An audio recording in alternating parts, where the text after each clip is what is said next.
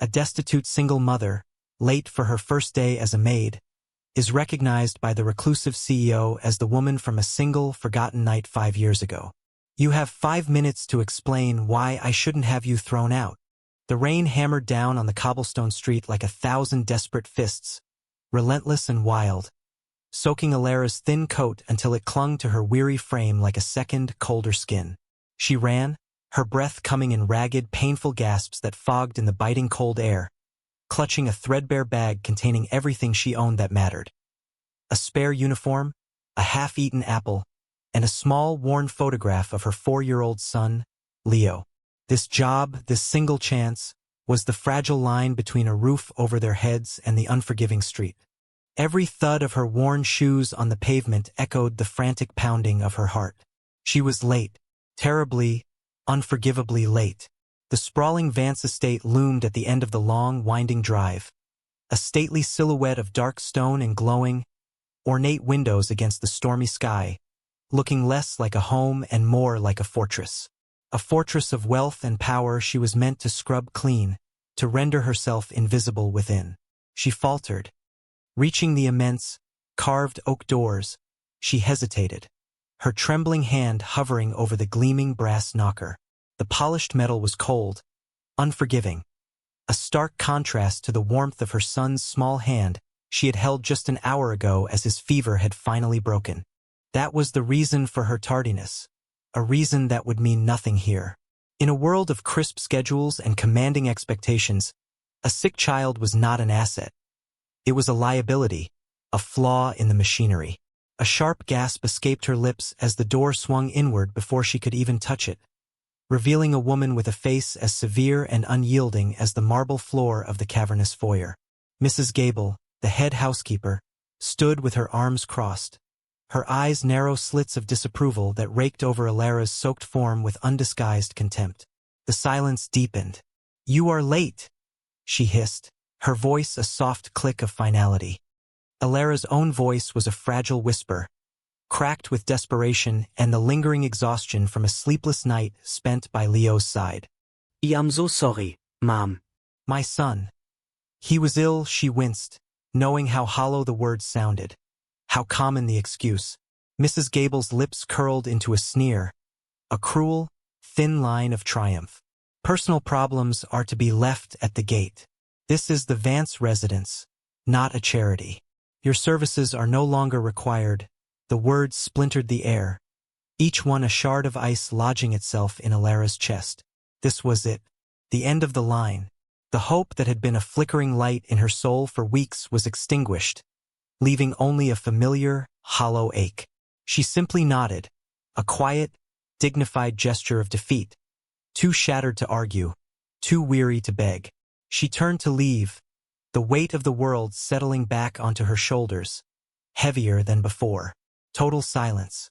Let her stay, the voice was low, devoid of emotion, yet it echoed with an undeniable authority that made both women freeze. It came from the shadows at the top of the grand, sweeping staircase, a space so steeped in darkness it seemed to swallow the light from the ornate chandelier. A man descended slowly, his movements fluid and controlled. He was tall, dressed in an impeccable black suit that seemed to be tailored from the very darkness he emerged from. His face was a mask of cold indifference, his features sharp and handsome, but his eyes were haunted. They were the eyes of a man who had seen too much and felt too little for a very long time, hollowed out by a grief so profound it had become a permanent part of him. This was Julian Vance, the reclusive master of the estate, a man whose name was a legend in the business world but whose face was rarely seen. He did not look at Mrs. Gable. His gaze was fixed on Alara, an unreadable, intense stare that seemed to pierce right through her. Alara's heart thudded wildly. She had never seen this man before, yet there was a flicker, a ghost of a memory she couldn't quite grasp. For Julian, however, the recognition was instantaneous and seismic. It was her. The woman from that rain-swept night 5 years ago. The stranger with whom he had shared a few hours of silent, desperate comfort in the raw aftermath of his wife's death. A night he had tried to erase from his memory, believing it to be a phantom of his grief. But she was real. and she was standing, soaked and fragile, in his foyer. He didn't know it yet, but this moment, this simple, unexpected collision of two broken worlds, would change everything. Mrs. Gable gasped. "Mr. Vance, sir." "I was just explaining the household rules." Julian's gaze didn't waver from Alara. "I am aware of the rules. I am also aware of my own. She works. Find her a task." He turned without another word and vanished back into the shadows from which he came. He was gone. The Vance mansion was less a home and more a museum of a life that had once been lived. Dust covers shrouded most of the furniture in the east wing like pale ghosts, and a sterile silence clung to the air, broken only by the relentless ticking of a grandfather clock in the hall and the distant, hammering rain. Alara worked with a quiet, unwavering diligence, her movements efficient and her presence unobtrusive. She scrubbed polished marble floors until they reflected the sorrowful gray light from the tall windows and dusted ornate frames, holding pictures of a smiling woman with eyes as bright as Julian's were hollow. This was Lillian Vance, the late wife whose memory was enshrined in every corner of the house. A sacred, unspoken presence. Alara felt a strange kinship with the woman in the photographs, a shared understanding of love and loss that transcended life and death. Her own great love was her son, Leo, the innocent product of a single night of shared, nameless grief with a stranger whose face she could no longer recall. That night had been a tender, raw anomaly in a life of hardship, a moment when two lonely souls had briefly found solace, leaving her with the greatest gift and the heaviest burden. Raising Leo alone had been a desperate struggle, a constant battle against poverty and judgment, but his gentle smile and innocent laughter were the twin anchors of her existence. She worked for him, endured for him, and loved him with a purity that was her only real wealth. Days turned into a week, and Alara never saw Mr. Vance again, though she felt his presence everywhere.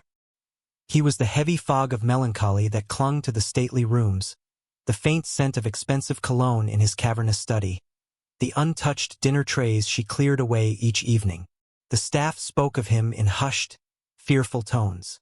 A brilliant but shattered man, a recluse who hadn't truly lived since his wife's tragic accident 5 years prior. He was a ghost in his own home. One evening, long after the other staff had retired, Alara was doing a final check of the main floor. The house was submerged in a soft hush, the storm outside having finally quieted. Drawn by a sliver of flickering light from under the study door, she pushed it open a crack. The sight inside made her chest tighten. Julian Vance was slumped in a large leather armchair by the unlit fireplace, a half-empty glass of amber liquid dangling from his limp fingers. He was asleep, but it was not a peaceful slumber. His face, illuminated by the soft glow of a single desk lamp, was gaunt and pale, etched with lines of profound suffering.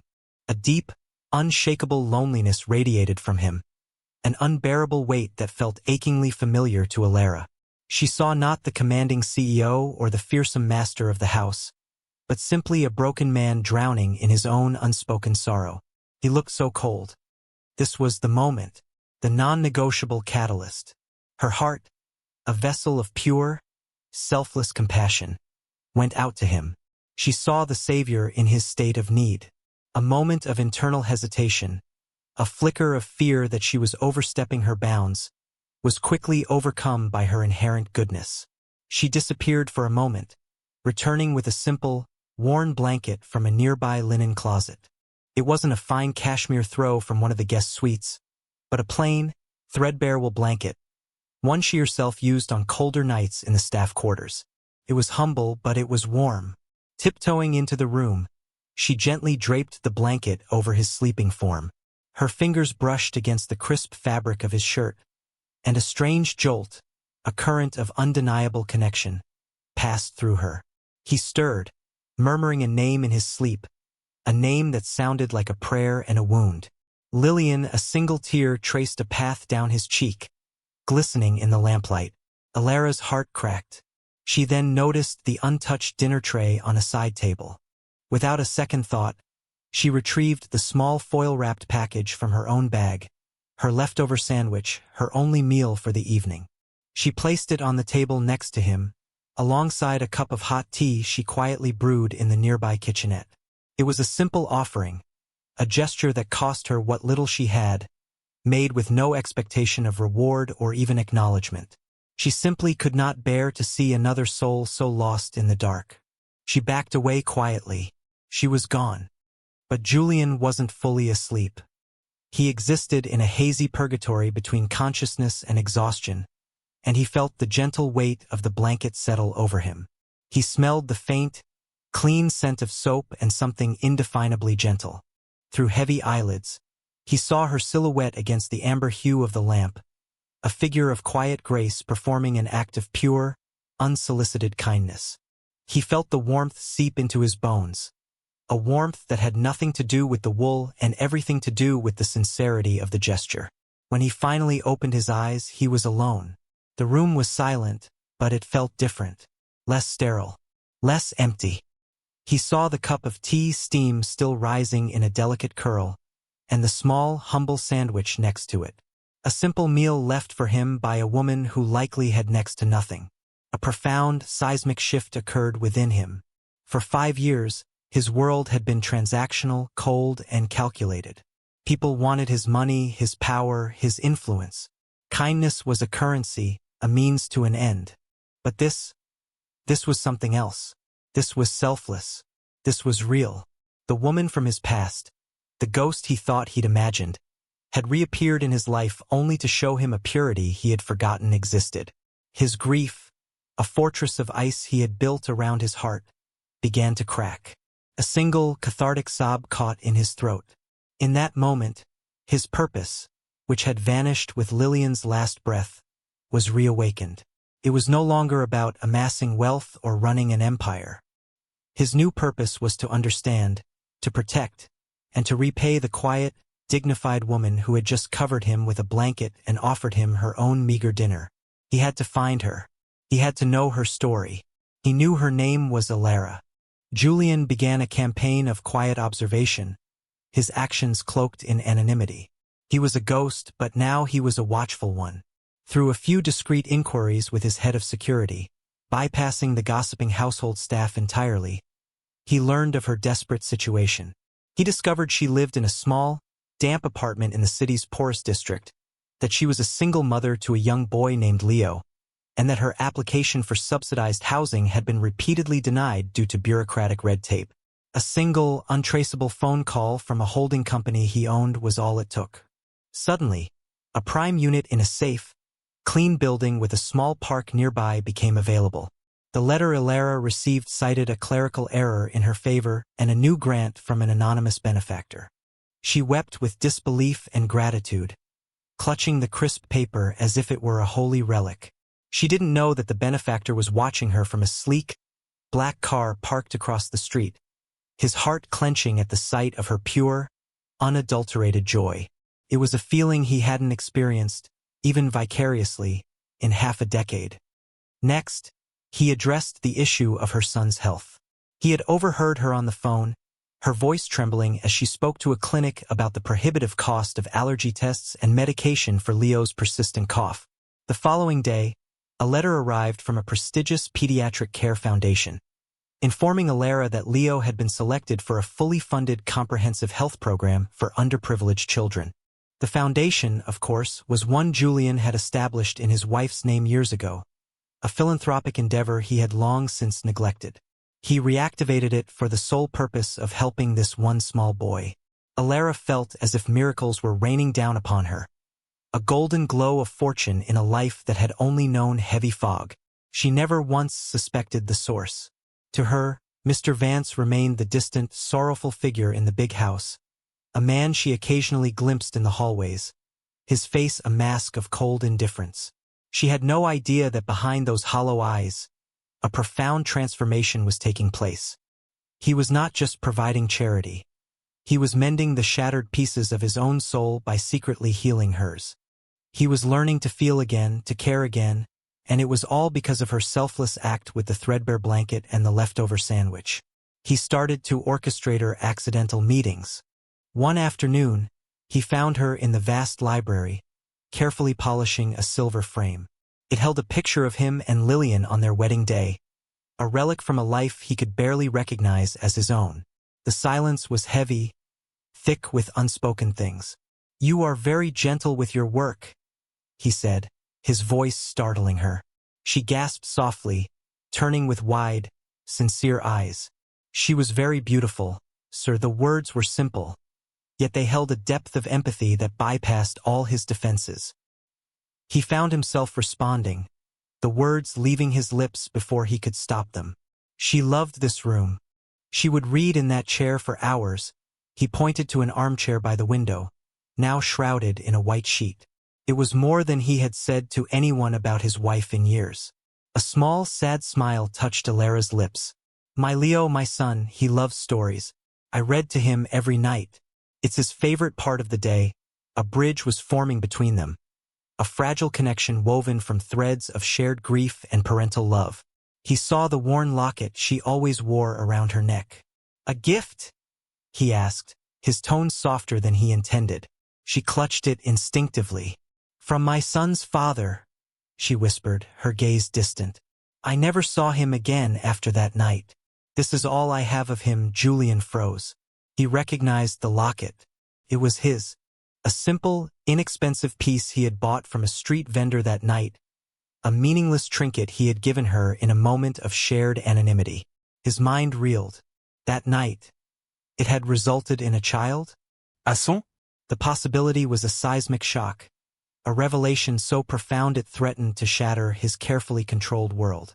Was it possible that the boy he was anonymously helping, the son of the woman who was reawakening his heart, was his own flesh and blood?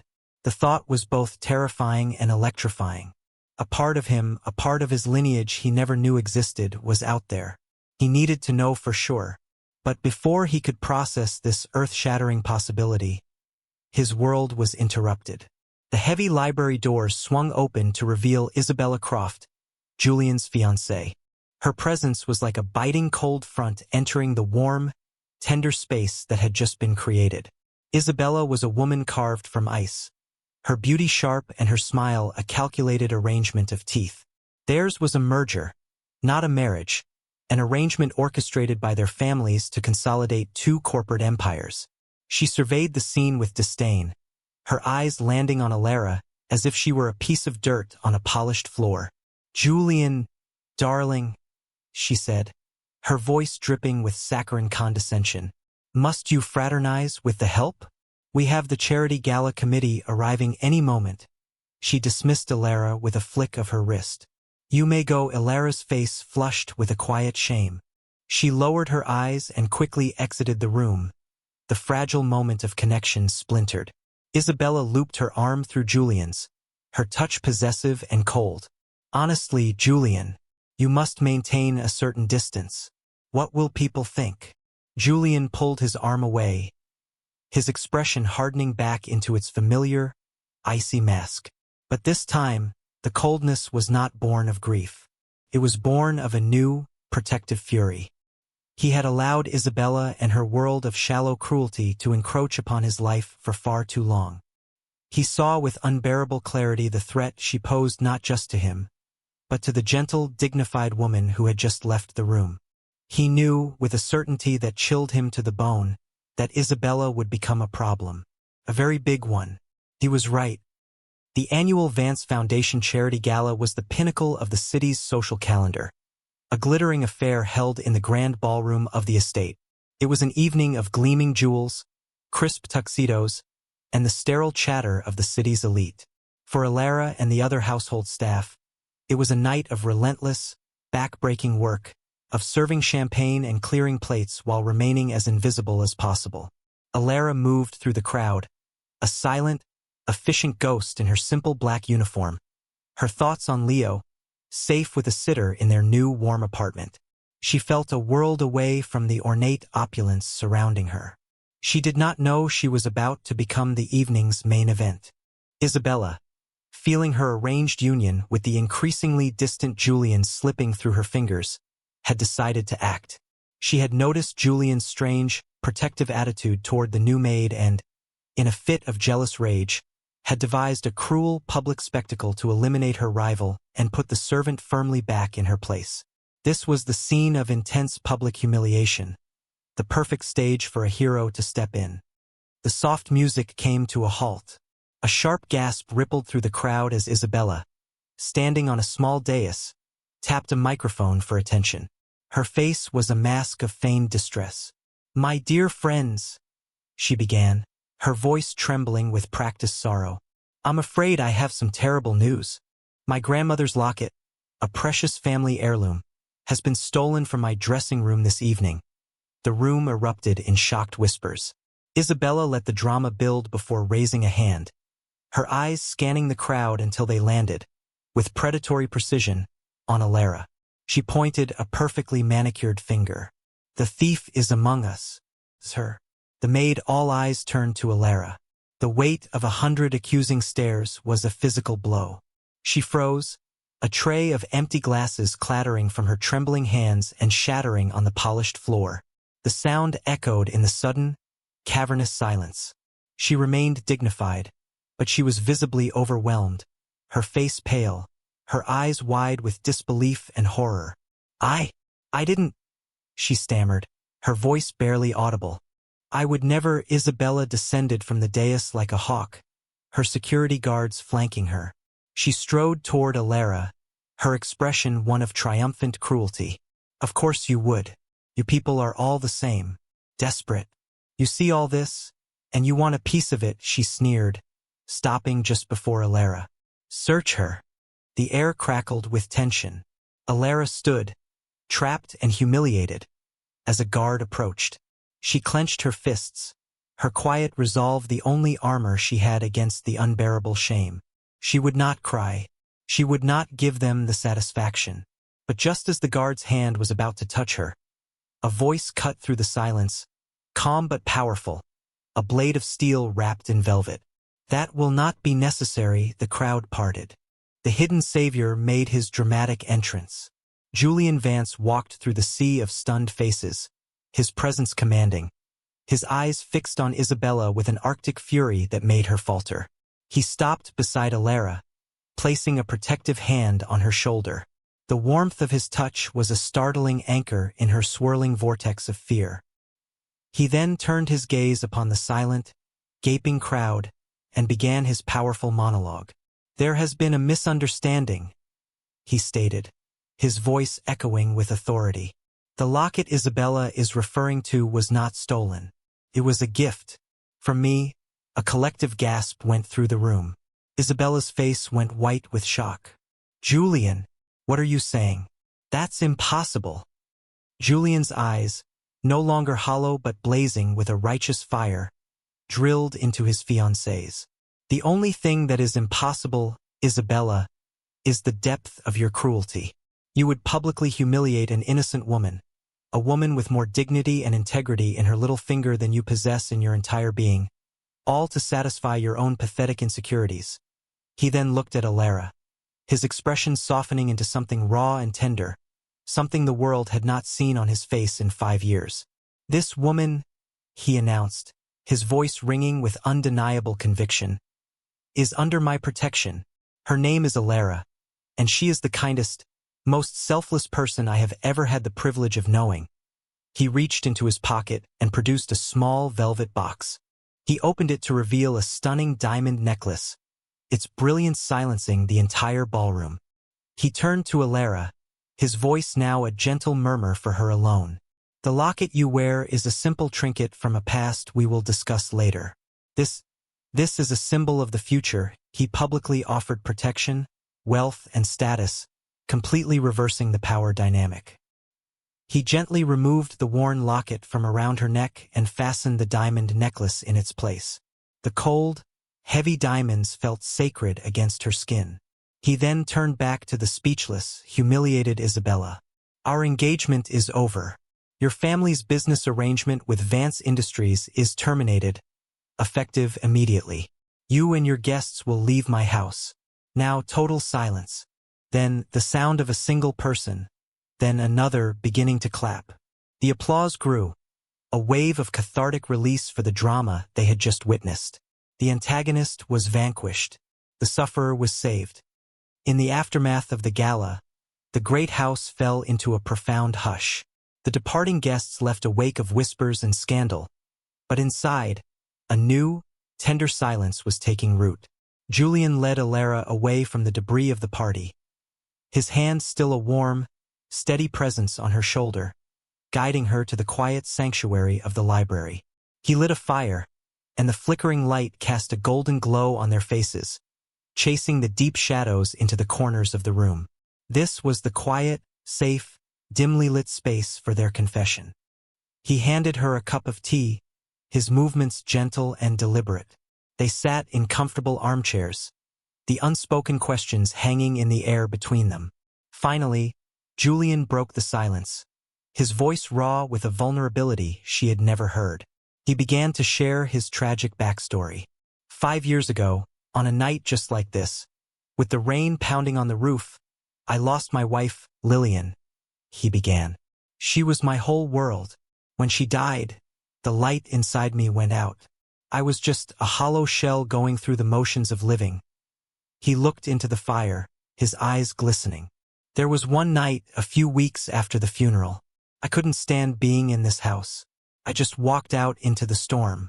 I ended up at a small all-night cafe, and I met a woman there, a stranger. We didn't talk much. We didn't need to. We were both just lost. Two ships passing in a storm, sharing a moment of quiet comfort before vanishing back into the night. Alara listened with unwavering, steady eyes, the cup of tea forgotten in her hands. She felt as if he was telling her own story, seeing her own soul reflected in his words. The feeling of being seen was so intense it made her heart ache. When he finished, she didn't offer empty platitudes. She simply reached out and placed her hand on his, a simple, empathetic gesture that spoke volumes. Then it was her turn. I was that woman, she whispered, her voice trembling. My mother had just passed away. I felt so alone. I went to that cafe to escape the silence of my empty apartment. She looked at him, her eyes searching his, and for the first time, the fragmented memories of that stranger's face coalesced. It was him. You gave me a locket, she said, her voice cracking. You said it was to hold on to hope, he nodded, his own eyes shimmering with unshed tears. He was reciprocating, forging a bond over shared grief. And I left you with more than just a memory, she continued, her voice dropping to an almost inaudible whisper as she confessed her deepest secret. 9 months later, my son, Leo, was born. The confession hung in the air, sacred and undeniable. Julian's breath hitched. A sob, held back for 5 long years, finally escaped him. He didn't feel shock or anger, only a profound, overwhelming sense of cathartic release. A part of him and this incredible woman, a beacon of life born from a night of shared sorrow. It wasn't a mistake. It was a miracle. He stood up, walked over to her, and knelt before her chair. He gently took her face in his hands, his touch tender. Alara, he said, his voice thick with emotion. You and Leo, you are not alone anymore. I promise you, your hardship is over. Let me come home. And in the golden glow of the firelight, surrounded by the ghosts of the past, 2 broken souls finally found their way back to each other. Their shared grief transformed into the foundation of an unspoken, undeniable love. 1 year later, the pounding rain had been replaced by a soft, golden sunlight that streamed through the now uncovered windows of the Vance estate, illuminating dust motes dancing in the air like tiny, joyful sprites. The sterile silence was gone, shattered by the most beautiful sound Julian had ever heard. The innocent, uninhibited laughter of a child. 5-year-old Leo, a boy with his mother's kind eyes and his father's determined chin, raced down the grand hallway, his small feet pattering on the polished marble floors, chasing a gleefully barking golden retriever puppy. The house was no longer a museum of grief. It was a home, filled with warmth, light, and the messy, beautiful chaos of family. Alara stood watching from the doorway of the library, a gentle, serene smile on her face. She was no longer the weary, threadbare woman who had arrived soaked and desperate at their door. She wore a simple but elegant dress, and the diamond necklace Julian had given her rested against her skin, a constant, glittering reminder of the night her life had changed forever. But the real change was in her eyes. The haunted, desperate look was gone, replaced by a steady, quiet glow of peace and security. Julian came up behind her, wrapping his arms around her waist and resting his chin on her shoulder. He was a different man. The hollow, haunted look was gone. The deep lines of sorrow on his face smoothed away, replaced by an easy, genuine smile. He was no longer a ghost in his own home. He was its heart. "He's getting faster," Julian murmured into her ear, his voice filled with a quiet chuckle. "He'll be running the company by the time he's 10." Elara leaned back against his chest, her heart swelling with a love so profound it felt like the sun itself had taken up residence in her chest. "He has a good teacher," she said softly. They stood together for a long moment watching their son, a living symbol of their second chance. The locket, the simple, inexpensive token from their first meeting, now rested in a velvet-lined box on the fireplace mantel, a sacred relic of the night that a single, selfless act of kindness had saved two lost souls and created a new, beautiful life. Their perfect, idyllic life was a testament to the fact that even after the most relentless storm, the sun could and would shine again. This story is a testament to the profound, transformative power of a single act of selfless kindness. It serves as a universal fable, reminding us that even in our darkest moments of desperate hardship, when the world seems cold and transactional, a simple gesture of compassion, a warm blanket, a shared meal, a moment of sincere empathy, can set in motion a miraculous, love-fueled salvation. It shows that true wealth is not measured in polished marble or gleaming diamonds, but in the unwavering dignity of the human heart and its capacity to heal both itself and others. Elara's quiet resilience and Julian's cathartic redemption teach us that we never truly know the silent battles others are fighting, and that the person who seems to have it all might be the one who needs our help the most. If this story touched your heart and reaffirmed your faith in the goodness of people, we hope you'll carry its message with you. Think about the quiet sufferers and hidden saviors you might encounter in your own life. Perhaps you can be the one to offer the unexpected blanket, the kind word that reawakens a forgotten hope in someone else's world. The power to create these small miracles of connection lies within each and every one of us. For more soul-stirring tales of love, redemption, and the incredible strength of the human spirit, please like this video, share it with someone who needs a little hope, and subscribe to Soulful Love Tales. Your support allows us to keep creating inspiring stories that warm the heart and uplift the soul. We'll see you in the next one.